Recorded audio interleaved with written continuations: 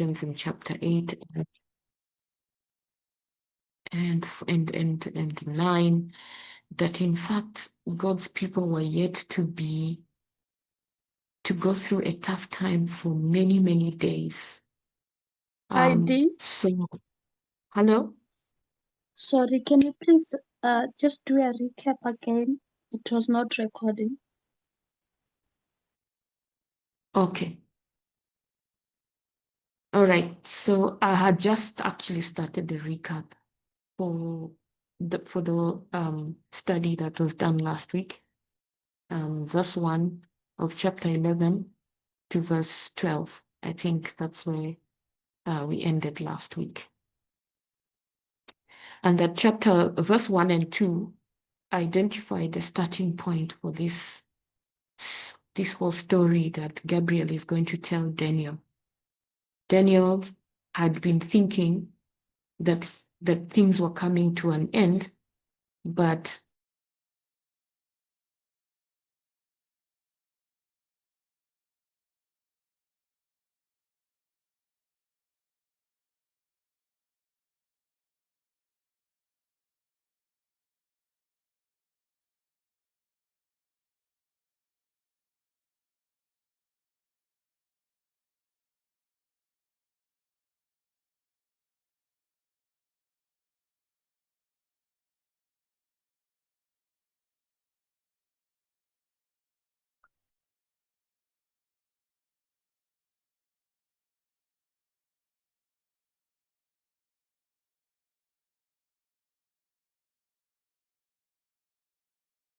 I'm not sure if it's your network, Elder D, but I can't hear you.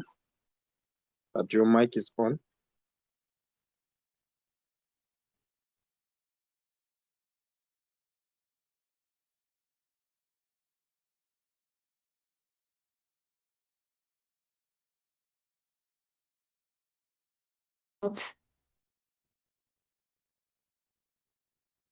my network just decided to crash at this point.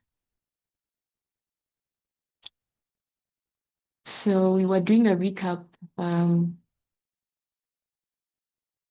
me just share my screen again.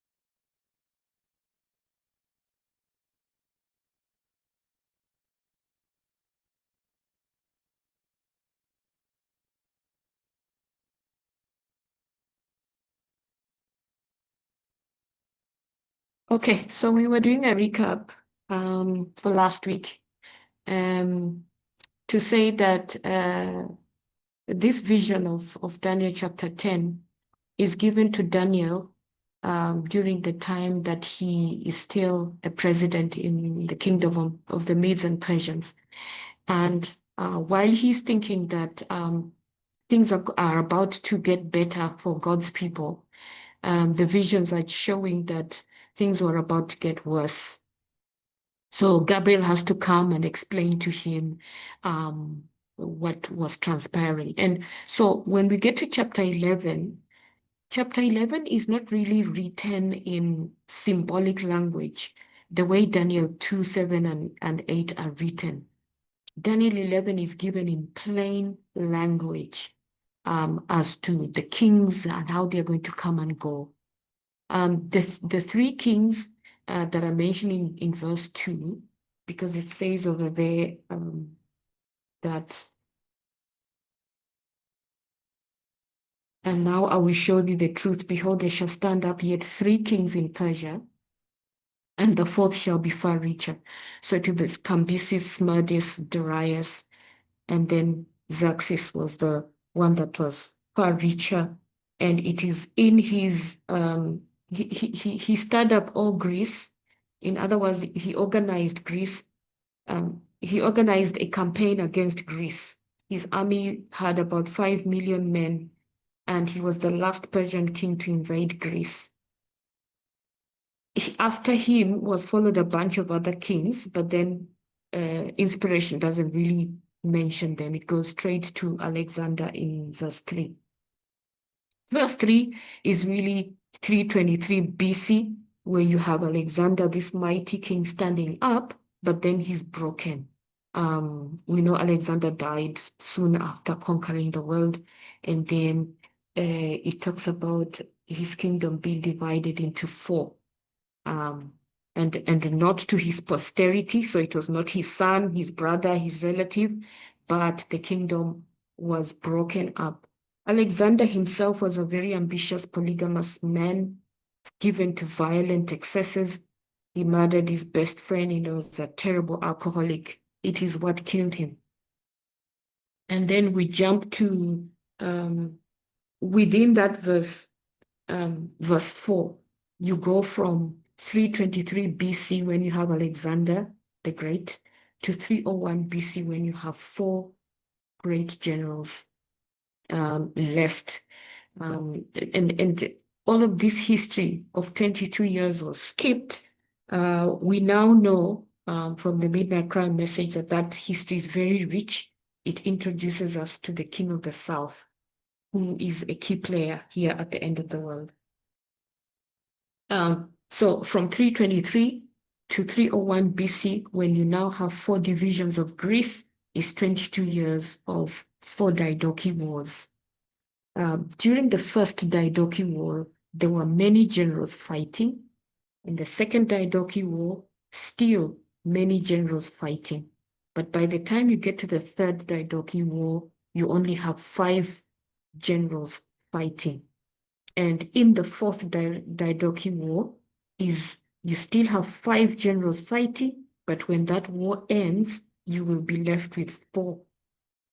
So this was Elder Tess's study that she did to demonstrate this history that I'm talking about, is that Alexander the Great died in 323 BC. And then these are the 22 years of Diadochi wars from 323 to 301 BC. And the 22 years ends at the Battle of Ipsus, when Antigonus is conquered and the 4 generals, Seleucus, Ptolemy, Cassander, and Lysimachus, are left behind. So that Battle of Ipsus was really these 4 generals against Antigonus and Demetrius, his son. Antigonus was aspiring to build the kingdom back again the way Alexander had it, but he did not succeed. Alexander the Great dies here, Antigonus dies here, and then we are left with 4 generals. In this history here, the third and fourth Diadochi wars, you have these 3 characters introduced, Antigonus, Demetrius, and this is when we meet Pyrrhus for the first time. I'm not going to go into an in-depth history of the story of Pyrrhus. We will try and cover it separate from the study of Daniel 11, just to remind us of this whole history, because it's too much for us to integrate it here. But just as a summary, Alexander dies in 323 BC. 4 years later, Pyrrhus was born. Pyrrhus was a relative of Alexander, and Pyrrhus wanted to be as great as Alexander. Then we find that sometime in 317 BC, Cassander, one of the generals, put a dictator in Athens. Why that is important is because in 307 BC, Demetrius is going to free Athens, and this is the thing that is going to trigger the 4th Diadochi War. The 4th Diadochi War ends in 301 BC at the Battle of Ipsus, when Antigonus dies. And then from this point forward, you've got 4 generals. In 303 BC, somewhere here, actually this area is misplaced, it's meant to be here. Pyrrhus and Demetrius entered into an alliance. So Pyrrhus was a very young man when he gets to this point and gets involved in the Fourth Diadochi War. He's about 18 years old. So this is all the Diadochis. The Diadochis means the generals that started scrambling for the empire after Alexander died. There were so many of them, dozens and dozens of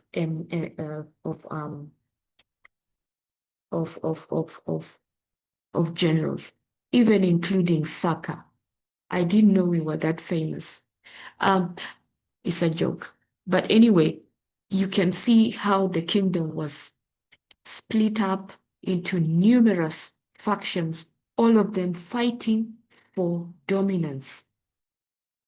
But by the time you get to 301 BC, all those other generals and all those other divisions have been swallowed up by these four. So in the north, you have Lysimachus, in the east, Seleucus, in the south, Ptolemy, and in the west is Cassander. So this is how the empire dwindles to four sections. This yellow part is the part of Seleucus. Ptolemy is down here in the south with the blue. The brownish here is Lysimachus, and Greece and Macedonia is Cassander.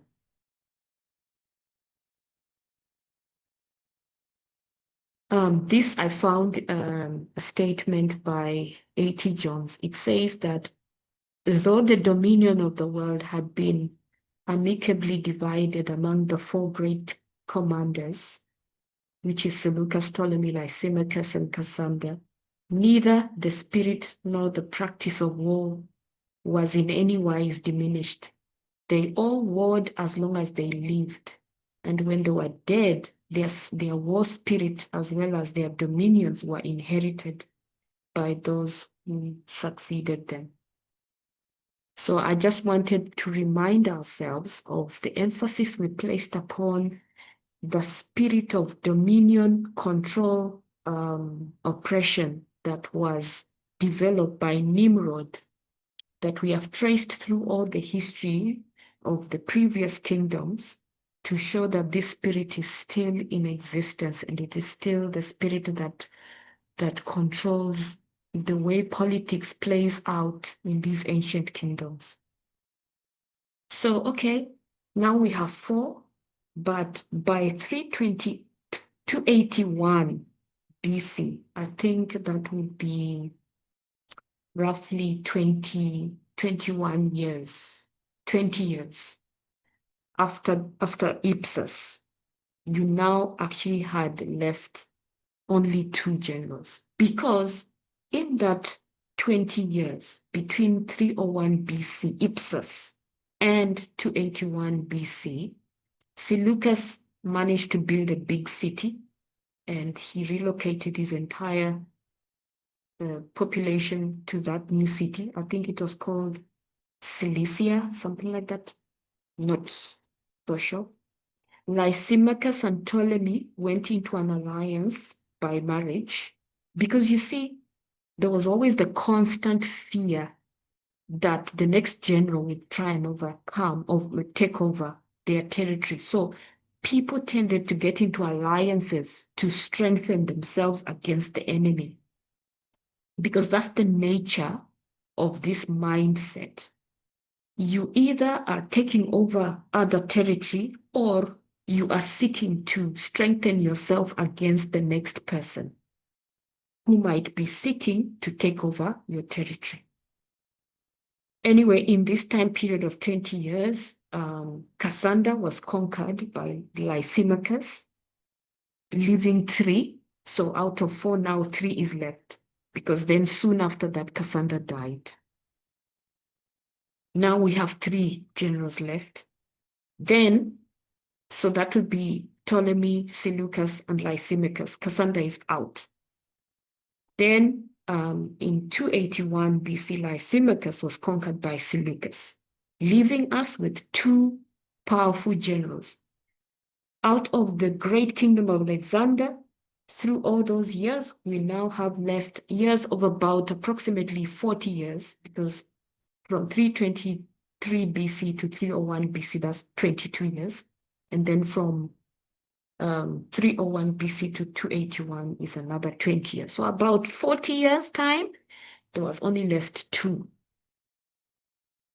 So that brings us to Daniel chapter 11, verse 6. Can somebody read for us verse 6?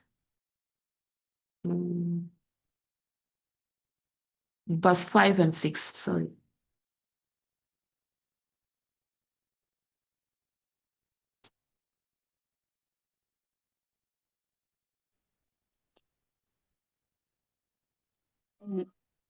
Daniel 11, verse 5 and 6.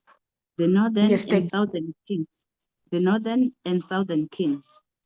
And the king of the south shall be strong, and one of his princes, and he shall be strong above him, and have dominion. His dominion shall be a great dominion. Verse 6.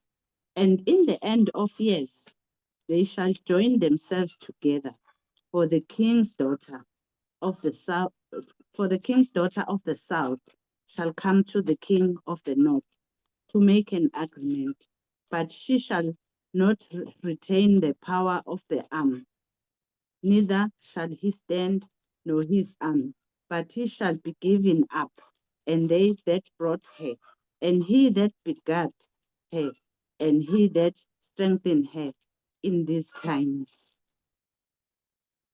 Thank you, Dudu. Sorry, I got carried away. It was supposed to be a recap. Can somebody just remind us what these 2 verses are talking about? It's still a recap, and then we'll jump forward to verse 12. I just want to see if people are paying attention last Sabbath and you are able to remember what you studied.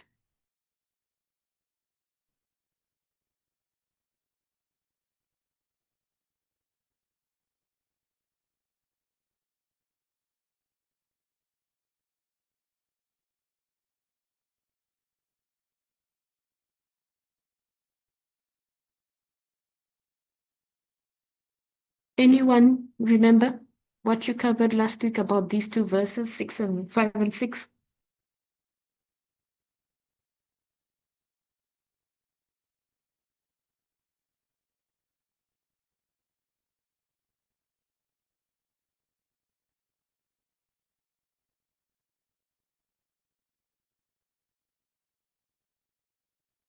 Or anyone that did any other studies afterwards to just go through that material?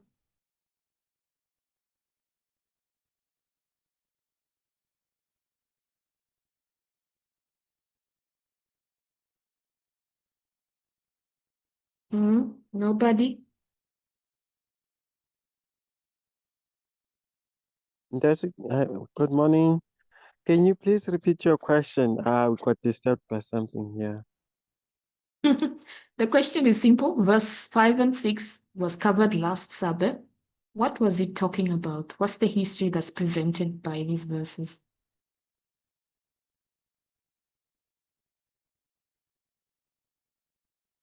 Does anyone remember?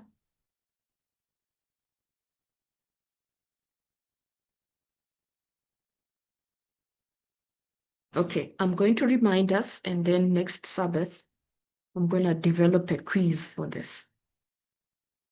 So by the time you get to verse 4, you actually have 2 generals left out of Alexander's kingdom, empire. And when you get to verse 5 and 6, you now have a king of the south and a king of the north, because you have Seleucus. Seleucus has taken over the territory that belonged to Lysimachus. Lysimachus had taken over the territory that belonged to Cassander. Those people are all north of, by the way, when it says north, south, east, west, it's in reference to the land of Israel. Israel is the reference point. Egypt is lying south of Israel, and Seleucus was east, Lysimachus was north of Israel, Cassander was west of Israel. But now that Seleucus has taken over the entire east, north, and west, he now is the big guy on the north, and Ptolemy is on the south. So the two of them are going to try to enter into an alliance. Seleucus already has a wife, Laodice.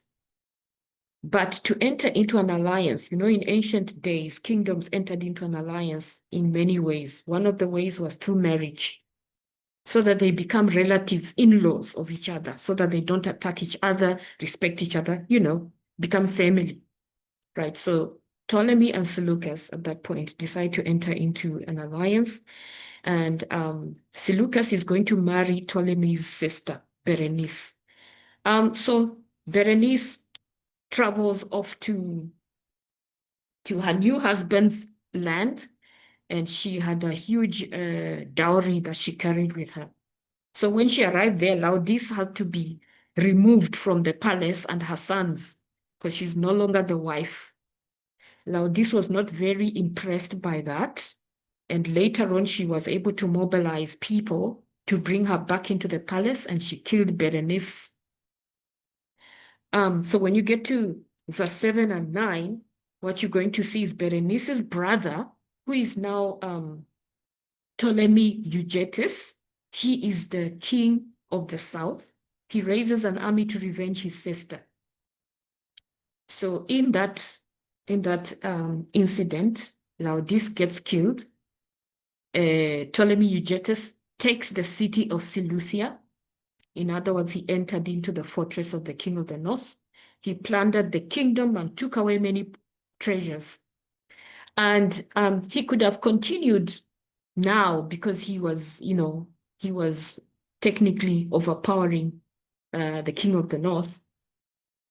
He could have continued, but he was called back to Egypt because of some domestic issues.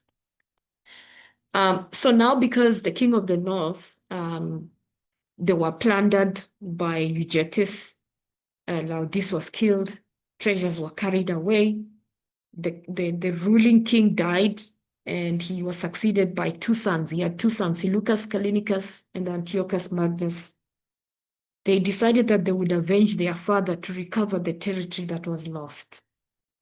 But it was in a period where they had agreed on a truce, but a truce standing for peace, but they're actually preparing for war, to invade each other. And verse 11 is when Ptolemy Philopator, now the next king, because there's a lot of history. Really, if you want to go into the in-depth study of this history, please read the book Daniel and Revelation. It will give all of that history. For me, I just wanted to go through it just to remind us, because this is history we are supposed to know, just touching the main points. So there's a new Ptolemy in Egypt, and Antiochus Magnus, one of the two brothers, is planning to invade the king of the south. So Ptolemy does not wait for this invasion. He mobilizes a large army to check the progress of Antiochus, and Antiochus is defeated. What you're going to see all the way from verse 5 and 6 is that you're going to have this ongoing conflict between the king of the north and the king of the south. And king of the north represents the area of Seleucus, the Seleucid Empire, and the king of the south represents Egypt. So you see that kings will be coming and going. They rule, they die, their sons take over, like that. So they'll be having different names, but to simplify the issue, just know that it is contest between king of the north and king of the south. And sometimes king of the north wins, sometimes the king of the south wins. And then whichever king wins, the next one will be trying to take revenge, to come back and restart the conflict. It was ongoing until this is the history up to the end of the world. King of the north, king of the south contest. Even we know 1798, 1989, this is all contest between king of the north and the king of the south. And in different periods and dispensations, they have different identities. For now, we know the king of the north is is Seleucus Empire. King of the South is Ptolemy's empire. By the time you get to verse 12, where you ended, the king of the South prevailed, in terms of Antigonus being killed. But Ptolemy, the now Ptolemy Philopator, who defeated Antigonus, he was lazy. He gave himself, he didn't want to pursue the kingdom further, to conquer the king of the North further after killing Antigonus. Instead, he became lazy and decided to go back home and indulge himself. And then, because it is said in the history books that had he continued to pursue, he would have conquered the entire king of the North. But of course, prophecy tells us that that didn't happen. He goes home to drink and indulge himself. And in that period, he has become so proud because he's thinking that he's the most powerful man, having killed Antigonus. So he enters Jerusalem and tried to get into the most holy place. If you remember how the sanctuary was structured, only the high priest could enter the most holy place, and only once a year on the Day of Atonement, not on any other day. Now you have this guy coming into Jerusalem and trying to enter into the most holy place. And he was restrained. And when he was restrained, he didn't like it. After that, he decided to revenge on the Jews and persecuted them. In Alexandria, the Jews were foreigners in Alexandria, but they were a favored class of foreigners. But after this persecution, it's estimated that between 40 and 60,000 Jews were killed in Alexandria. So in verse 13 is where we're going to proceed with our study. Please, if somebody could read verse 13, or if there's any questions about the first 12 chapters, any clarity seeking questions or any additions, please let's help each other to make sure that we have touched all the important points. Yes, go ahead. Yeah, I also wanted to note that there is a consistent repeating pattern when it comes to the downfall of these kingdoms. Like when you look at the switch from the first kingdom, Babylon, it was under one king, Nebuchadnezzar. And then the kingdom is going to be desolated under a period where there are other kings which are mentioned, but Babylon and the head is represented by Nebuchadnezzar. When you go to the second kingdom, Medo-Persia, there are two kings which are mentioned in the transition of the restoration of Jerusalem and all that. But when the four kings are marked, that's the progressive fall. It's still the second empire, but Gabriel gave details of how the kings are going to come, and then that kingdom is going to reach a point where it breaks. The same thing happened with Greece. Alexander represents that kingdom in the order of the 7 crowns, but there are other kings which follow and when the kingdom is falling. And the same dynamic falls until we get to verse 16, when the 4 generals gets to 2, and then we have north, south, and then the 4th kingdom comes, which is Rome. So it's just interesting to note that pattern, and it's kings mentioned, king of the north, south, in that period, which sometimes we need to keep in mind that in that period, the details had to be given, and it becomes a figure of what is going to repeat at the end of the world.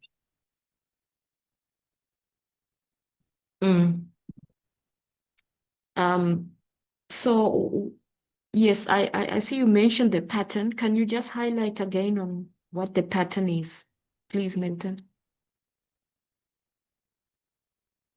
So from verse 2, we saw that we have Cyrus and Darius at the transition when Babylon falls, but then there are 4 kings which are mentioned afterwards, which are going to, when you get to the 4th, that's when the kingdom breaks. The same thing with Greece. We have got Alexander, the head of that kingdom, but 4 generals are mentioned in the end, and then the kingdom is gonna break in that period. So the number 4 there becomes a significant pattern of how those kingdoms will actually diminish progressively. So 4 meaning it's a symbol of progressive decline. Yes. Okay. Thank you for that.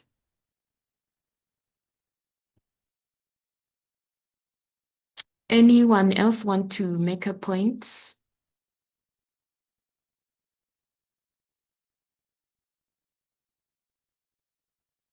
Okay, so now we're going to enter into that portion of history where the next kingdom is going to come into play. And the history in brief goes like this. This Ptolemy Philopator, the one who killed Antigonus, he died from intemperance because that's just how he lived his life. And at the time that he died, he had a son, Ptolemy Epiphanes, who was just a young boy of 4 years old.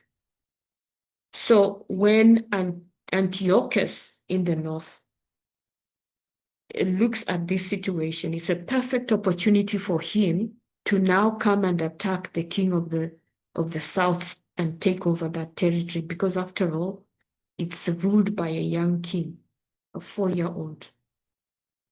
So he wants to take advantage and make an attempt. So he mobilized a great army. I want somebody to please read for us verse 13.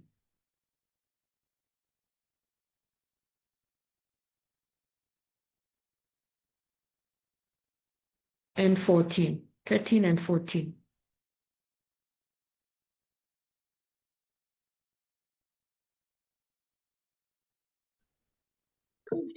Verse 13. Okay. Yes, it's Wang. Please read. Okay. For the king From of the north. 13, ne? Yeah, Okay. 13 and 14.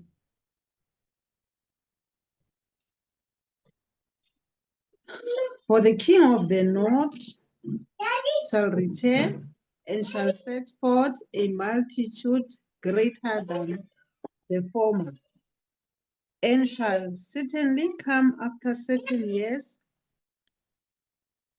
with a great army and with much riches.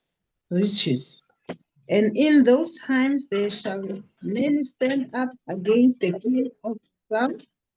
Also the robbers of thy people shall exalt themselves to establish their vision. But they shall fall. Thank you, Thank it's Wang. you.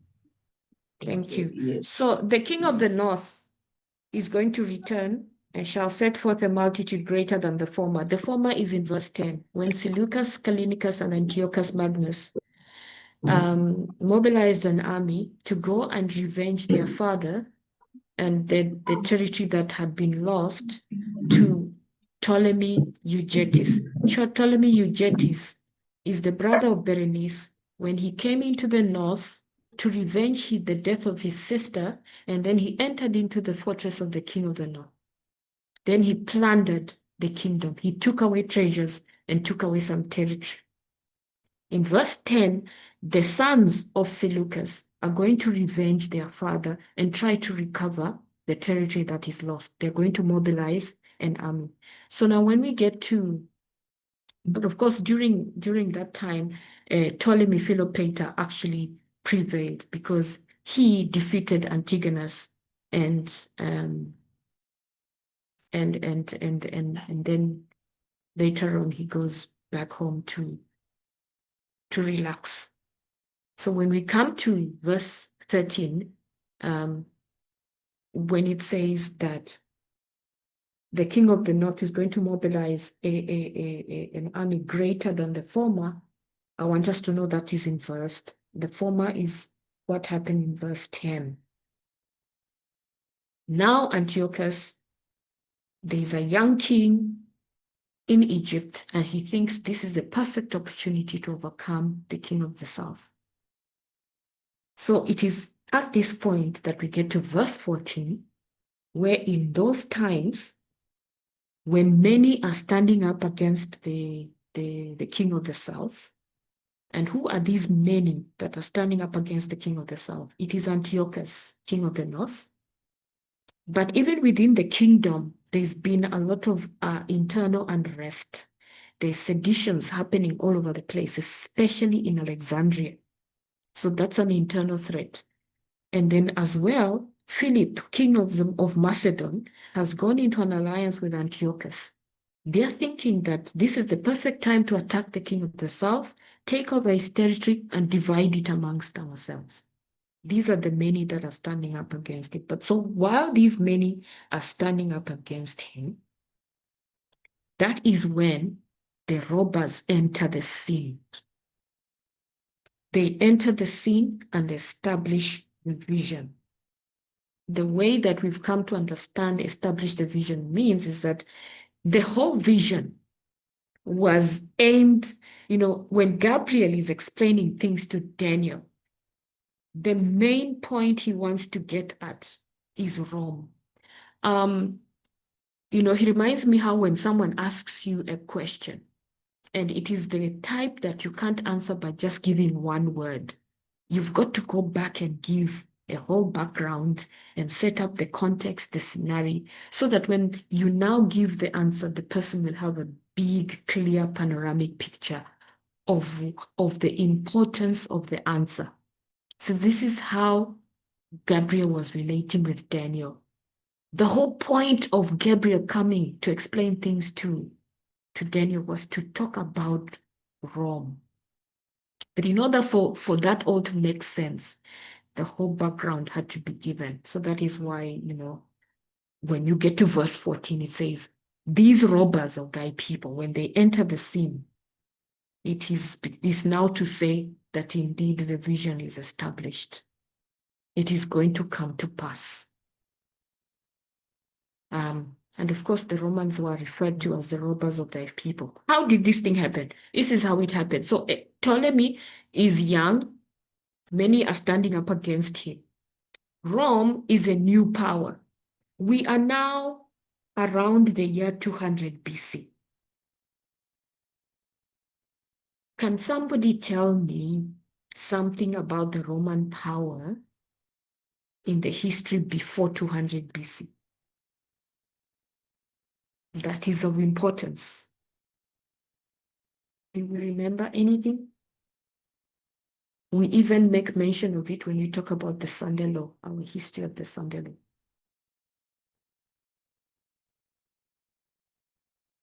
Because at this point in 200 BC, the Romans are going to interfere on behalf of the young king of Egypt to protect him from Antiochus and Philip. Philip and Antiochus want to attack Ptolemy Epiphanes. That is when Rome comes in to protect the king of the south. Remember, Rome at this point, they are really not a superpower yet. Does somebody remember anything? You might not know where I'm getting at anyway. Anyway.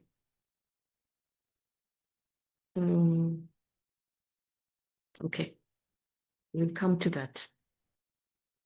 When Rome enters the world scene, Rome is different in three main points. Number one, instead of it being an autocratic monarchy, the way Babylon, Medo-Persia, Greece were, it's actually a republic.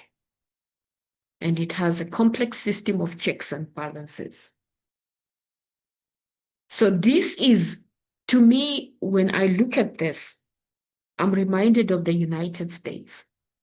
That at the beginning of the United States, they wanted to establish a different kind of government.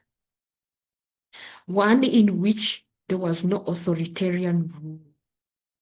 No kings, no popes.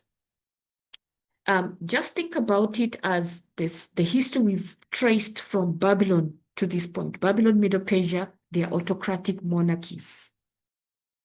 But now Rome is going to come in as a different entity, a republic with checks and balances in place. Number two, way in which it was different is that power was not concentrated in a single ruler, but was distributed among elected magistrates and assemblies, with the Senate playing a significant advisory role. Again, reminding us of the United States coming in as a new system of governance in which the power of ruling is in the hands of the people through their representatives. And that you don't have no kings in America, no popes.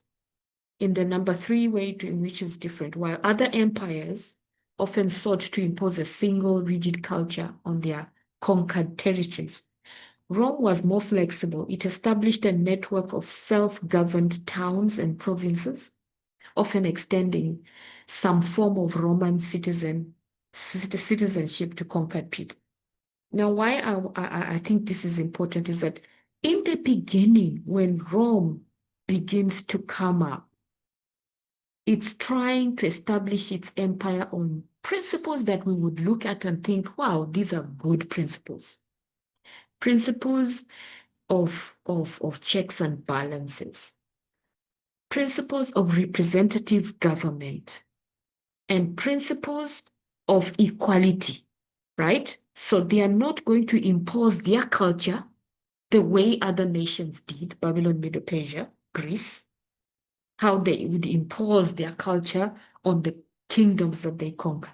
But no, they were going to be more integrative. I see a hand. Hello? Yes, go ahead. I'm just thinking of, I think when we see the symbolism of Revelation 13, the lamb-like beast, in as much as we know it's the history of the sixth kingdom, I think it's not something new that was being presented. It's a repeat of what had happened through Rome. It starts as a lamb and then it turns into a dragon. Yeah. Absolutely. Because when we follow through this history of Rome, that's exactly what we're going to see. We're going to see a lamb turn into a dragon. Because Rome is presented in history as, number 1, a terrible beast. And that terrible beast was an iron beast. And we know iron is far stronger than gold and silver and bronze. It is not as beautiful, but it is stronger. And we know from the history we've covered that it was going to crush people. It was the power that would do the most damage. And so it's interesting when here we're looking at the beginning of Rome, we see it as a lamb, nice kingdom, respecting people's rights, extending some form of Roman citizenships to conquered people. In other words, trying to create an environment of equality and the government having all these checks and balances and representative government. The other thing is that the Roman legal system, they had a legal system with its emphasis on codified law and the rights of citizens. Look at the rights again, with another defining feature. It provided a framework for social, political order that was applied across the vast empire, unlike many previous empires that relied solely on the whim of a single ruler. Rome's legal system provided a level of stability and predictability that facilitated its long-lasting existence. So things are looking good for this new kingdom. And in fact, its first action on the world scene was to come and protect a vulnerable king. I want us to note that. So just to take us into a bit of history to remind us, I know we've not covered the history of Pyrrhus, but I wanted to give us some orientation. We already know that here at the back here in 323, Alexander died. And then these are the 22 years of Diadochian Wars up to Ipsus. Then by 281, somewhere here, you are left with two kingdoms. But In that history, Pyrrhus had become prominent in the history leading up to 281, when you now only have two divisions of Greece left. Pyrrhus had become prominent. Pyrrhus had been interacting in Macedonia and then in Italy. And in fact, he had come into contact with the Romans. The Romans are now going to start being heard of and known. In fact, we know history says that in 275, when Rome conquered Pyrrhus, that is when the world started to know about Rome. It happens in 275. This, and then in 273 is when Egypt sent ambassadors to Rome, and then in 272, Rome sent ambassadors to Egypt. So we are familiar with this history. So I want us to see that by the time Rome comes in to protect Ptolemy Epiphanes, this is in 200 BC, they had already to a certain degree been recognized by the world, but they had not really risen to superpower. And then you still have all these years going to pass by when Greece is breaking down to 2, from 1 to 4, then to 2. It's all going to happen. Rome is going to be there in the background, building itself up.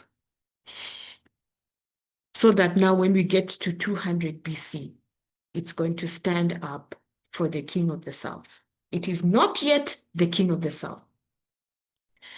Now, to establish the vision, the Romans being more prominently than any other people the subject of Daniel's prophecy, their first interference in the affairs of these kingdoms is referred to by establishing the vision, or demonstrated of the truth of the vision which predicted the existence of such a power. So the prophecy that predicted that there would be a kingdom such as Rome, that prophecy was confirmed the day the Romans came to stand up for the king of the south.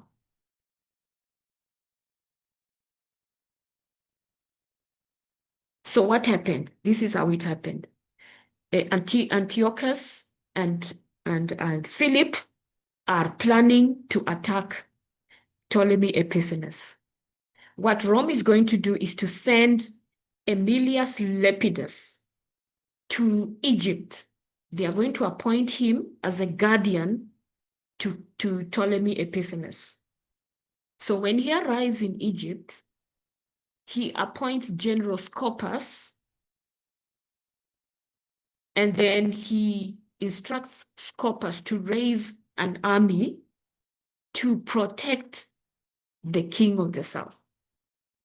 So Scopas has to raise an army and assemble, reinforcement.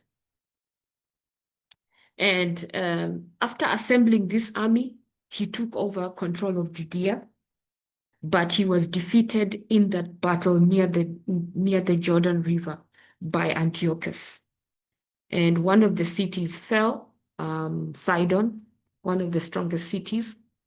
And then in this story, we find that the king of the north, which is by that time Syria, defeats the king of the south, but it could not stand before the Romans. So Syria was conquered by the Romans in 65 BC.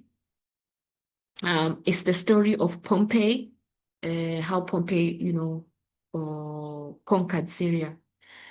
So while the king of the north has defeated this general Scopas, however, Rome mobilizes and they conquer Syria in 65 BC. But they also conquered Judea in 63 BC. There's another pattern that I have not yet presented well in these studies of how whenever a kingdom comes into power, it conquers 3. I don't know if anyone remembers what's the third power that was conquered by Rome. Please, if you do, just raise up your hand. So again, I want us to have some orientation. Alexander dies in 323 BC. 301 BC, you have 4 divisions.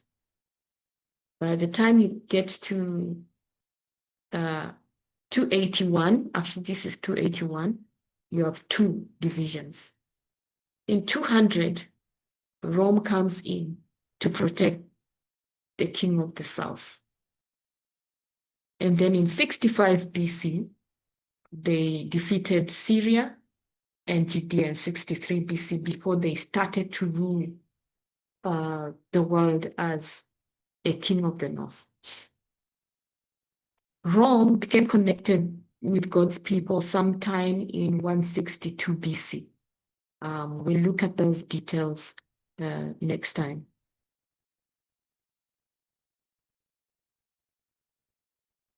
I always like to give a broad overview of things so that we can be oriented. Makes things easier sometimes. But if we remember that that the very Rome that conquers Judea here in 63 BC is the very Rome that is going to destroy Jerusalem in AD 70.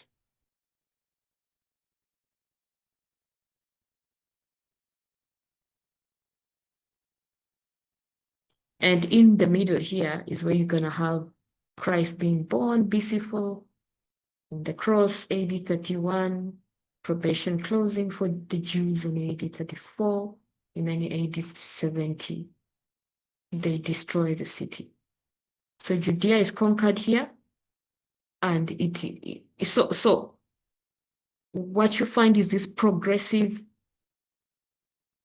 development of how Rome desolated God's people. So now Rome set itself to conquer Egypt, which is what remained of Alexander's kingdom. And the question is whether they were going to succeed.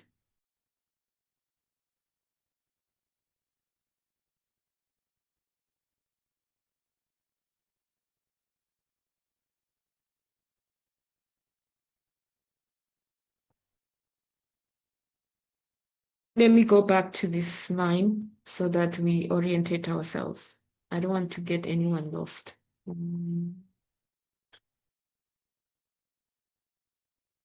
Here we are.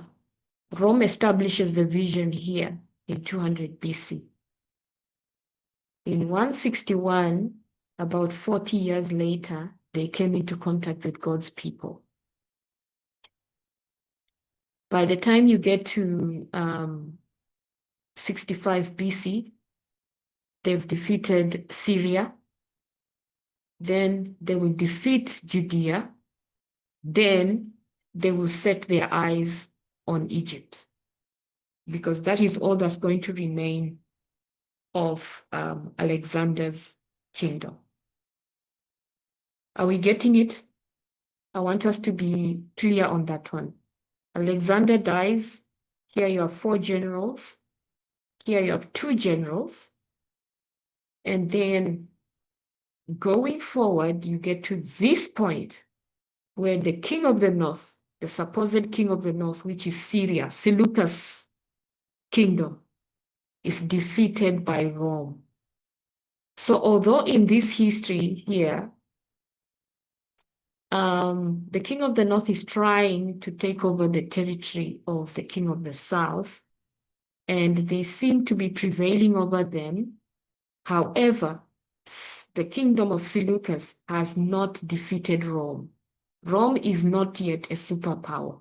The first thing it's going to do is then defeat the king of the north's territory, the kingdom of Seleucus, Syria, in 65 BC. Then it will defeat Judea, 63 BC. Then after that, it will seek to take over Egypt.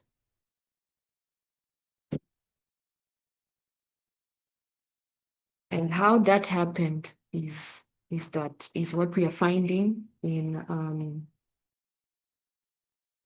so we've read 13 and 14. Hello, Elder Dean. Yes, go ahead. No, I was asking that by saying it will set the eyes over Egypt. Are you answering your question when you were Yeah, saying we it will conquer terrain? yeah, we go Because yeah. that's what I was thinking, that the last territory that was left, it was Ptolemy, That's right. the south. And that's the history that you will find elaborated from verse 15.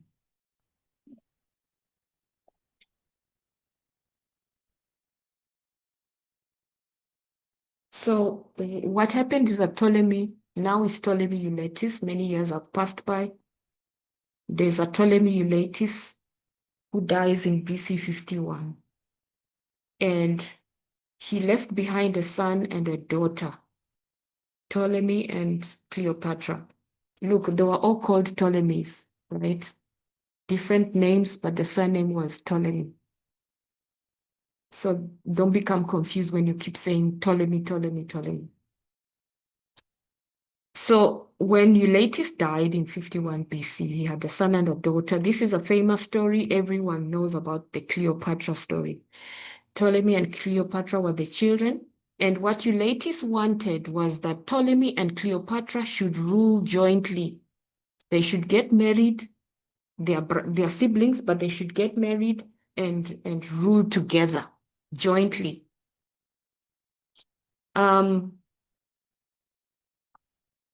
So the two of them were placed under Roman guardianship, right?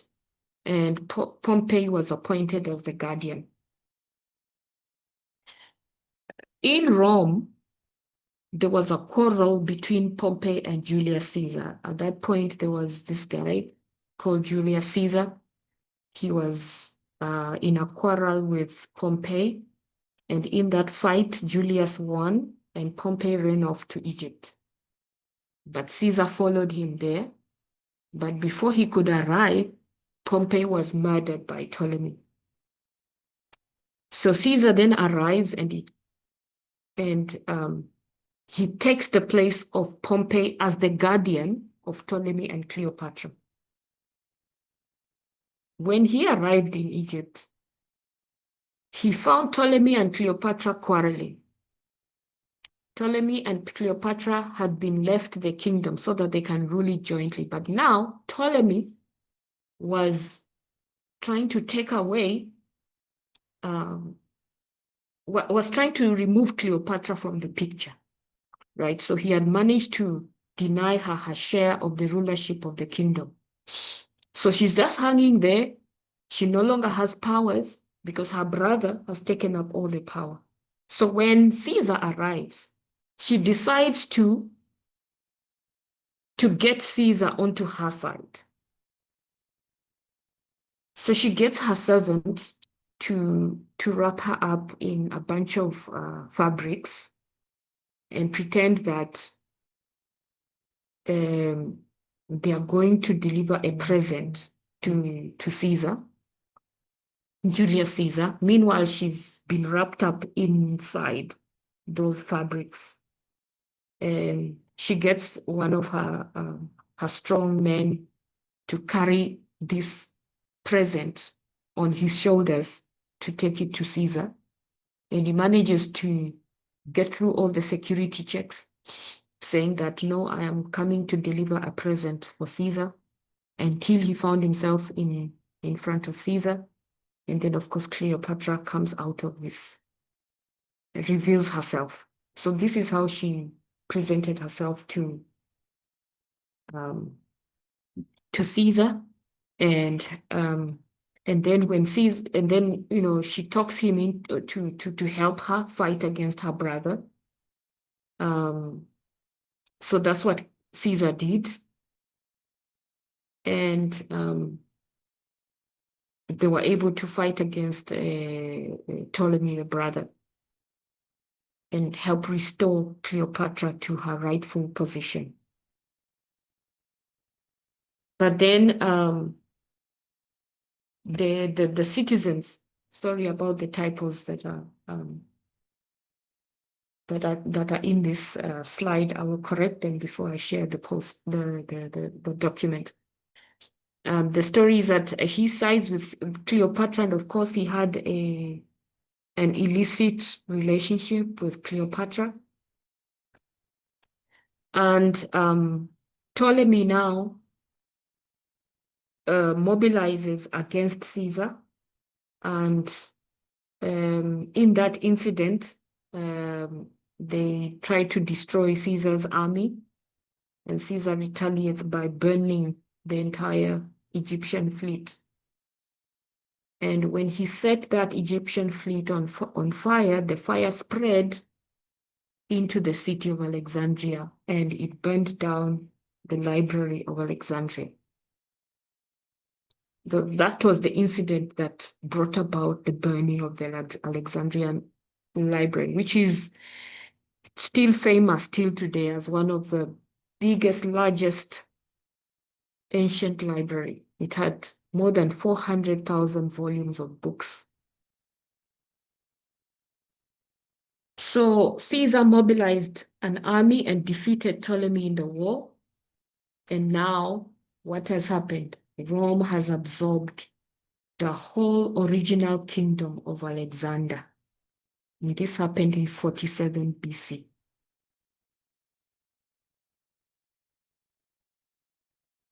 Any questions, input so far?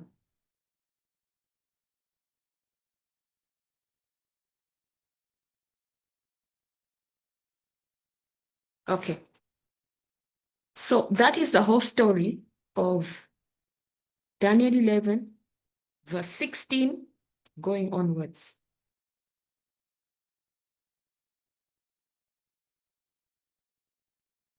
And verse 16, it says, but he that cometh against him, the king of the north who was Seleucus, he who comes against him shall do according to his own will. None shall stand before him, and he shall stand in the glorious land, which by his hand shall be consumed. So it's talking about Rome conquering Judea and Rome burning Jerusalem in BC 63 and AD 70. Verse 17, he shall also set his face to enter with the strength of his whole kingdom, and upright ones, those are the Jews, with him. Thus shall he do. So this is the story of how Caesar defeats Ptolemy. In order for Caesar to defeat Ptolemy, he had to get help from Judea. Because he had already conquered Judea, Judea became the highway through which Caesar could get reinforcement. If it hadn't been for that, Uriah Smith says, and other historians, that Rome would not have conquered Egypt. So that's why he says in verse 17, he shall also set his face to enter with the strength of his whole kingdom, and upright ones with him. Upright ones, the Jews, assisting him. Thus shall he do, and he shall give him the daughter of women, referring to Cleopatra's story, corrupting her, but she shall not stand on his side, neither be for him. So although Cleopatra and Caesar went into a relationship, Caesar assisted her, put her back into power, and then he conquered Ptolemy, and all of that happened. But as the story unfolded, she did not stand on his side forever. She sided with Antony. Antony is another character that we are yet to look at. Verse 18, and after this shall he turn his face unto the isles, and shall take many. But a prince for his own behalf shall cause the reproach offered by him to cease. Without his own reproach, he shall cause it to turn upon him. Then he shall turn his face toward the fort and his own land, but he shall stumble and fall and not be found. After all of this, BC 47, Caesar has conquered Ptolemy.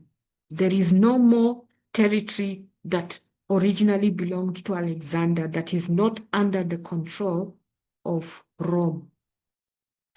The upright ones are the Jews who helped him win the war. The daughter of women corrupting herself, that's Cleopatra. Cleopatra and Caesar, they had a son, And for a time, their relationship kept him in Egypt longer than he had planned. And he was busy there enjoying himself. But it says she shall not stand on his side, neither be for him. Cleopatra ends up siding with Antony.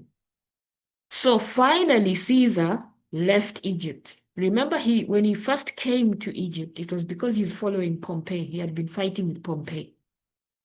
Then he comes there, he takes over the guardianship role of Pompey to Caesar and Ptolemy. Cleopatra and Ptolemy. Ends up in this relationship, ends up now taking over and conquering Ptolemy. He stayed there longer than he had planned to, but finally he leaves Egypt. When he left Egypt, he went to war with the king of the Cimmerian Bosphorus. These are the isles that are mentioned in verse 18. And he won. So absolutely won. That's where the term Veni Vidi Vici comes from. I came, I saw, I conquered. Then verse 19, he returned, he shall turn his face toward the fort. The fort is his own land. The fort of his own land. That's Rome. So Caesar returned to Rome, and when he returned to Rome, because he had conquered Egypt, he was made a perpetual dictator. It is said in history that he fought 500 battles, he took 1,000 cities, he killed more than 1 million people. So he comes home, and it says, but he shall stumble and fall and not be found. So this is when Caesar was murdered. He was actually on the day going before the Senate to receive his title of king or his title of empire, perpetual dictator, when he was stabbed 23 times by Cassius Brutus and his accomplices. So that's how he stumbled and fell. And he was killed. And so the story of how Rome comes into the picture is in verse 14. As a land trying to protect a vulnerable king. But by the time you get to verse 19, Julius Caesar is about to be crowned as a dictator. So there's been a transformation in the character of Rome. So that's where we're going to end today.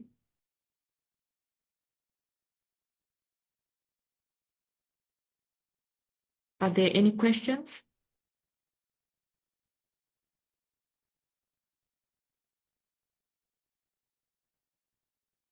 Seppo, are we good? We are clarified. Yes, you did remember correctly, it was Egypt. So Rome had to conquer Syria, Judea, and finally Egypt before it became the superpower. And all the other previous kingdoms, the same pattern, you can find it there.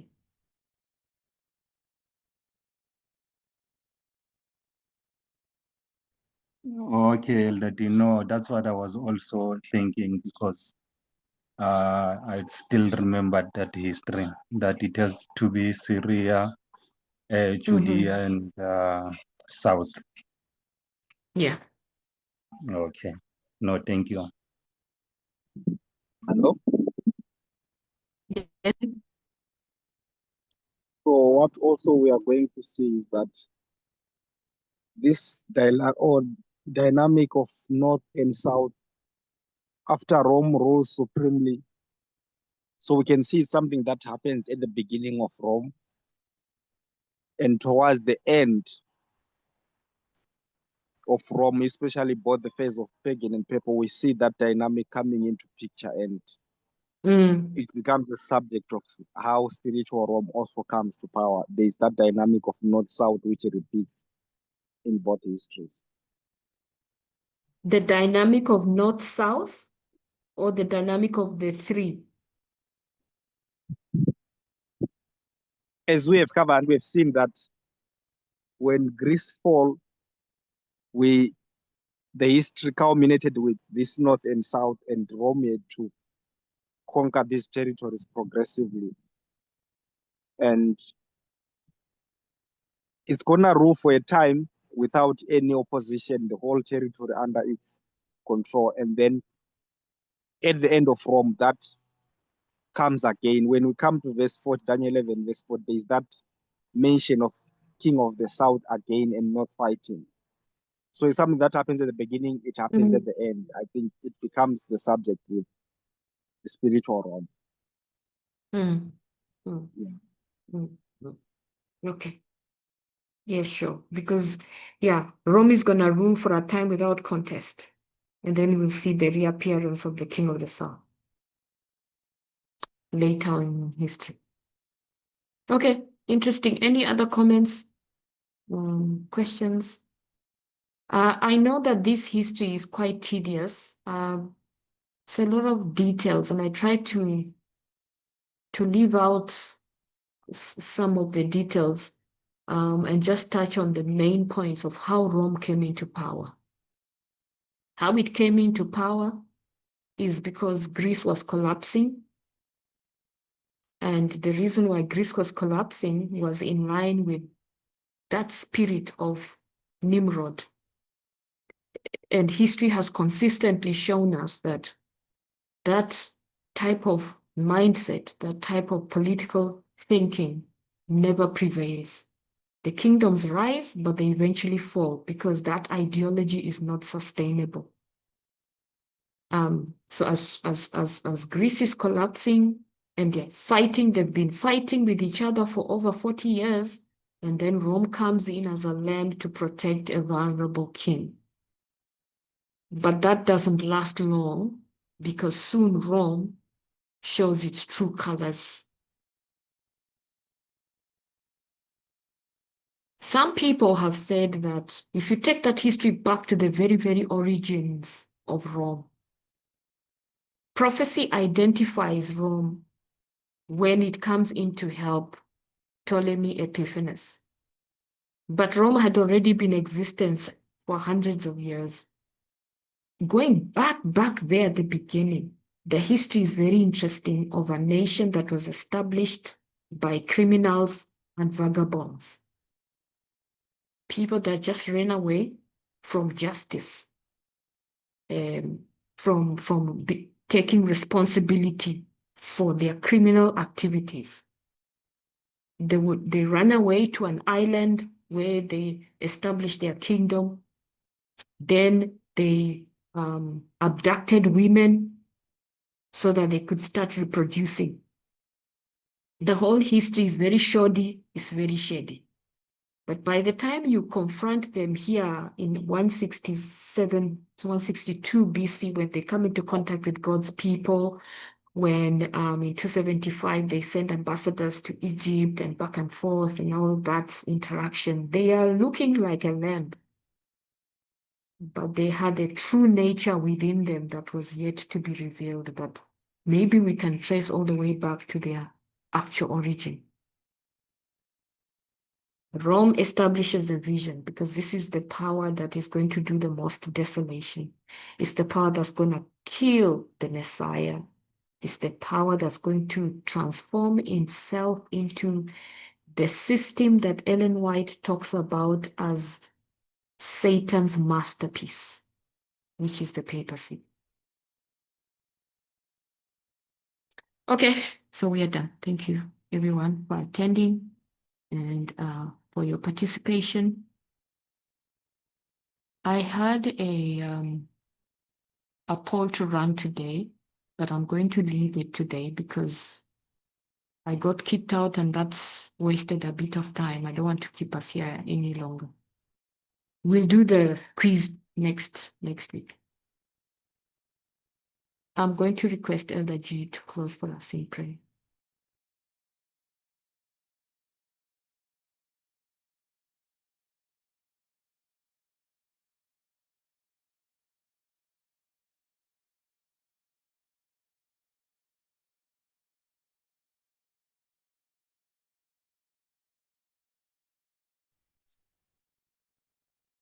Dear God, we come before your throne at this hour. We want to thank you for all that you have prepared for us, all that we've been learning. We continually surrender our lives into your hands. It is our, we also want to remember uh, the victims of abuse who are in our midst, who are in our movement, some who are in a space where they don't know where to start from or how to handle the situation before them. We pray that you may give them wisdom and strengthen them, comfort them, and also us as individuals where we can help. We pray that we can just be able to stand with them, help them until they are in a space where they are free, where they are not experiencing more abuses. And we just surrender also everyone who is facing any challenges in their lives, that may this not discourage us, but that we continue holding on unto you, because the world we are living in, dear Lord, there is a lot that is going on and some are discouraged. But we just pray that continue standing in the right path. May you remember also our leaders with the work that they're doing, and continually seek for your guidance. Be with us throughout the rest of the day. In Jesus' name we pray, amen.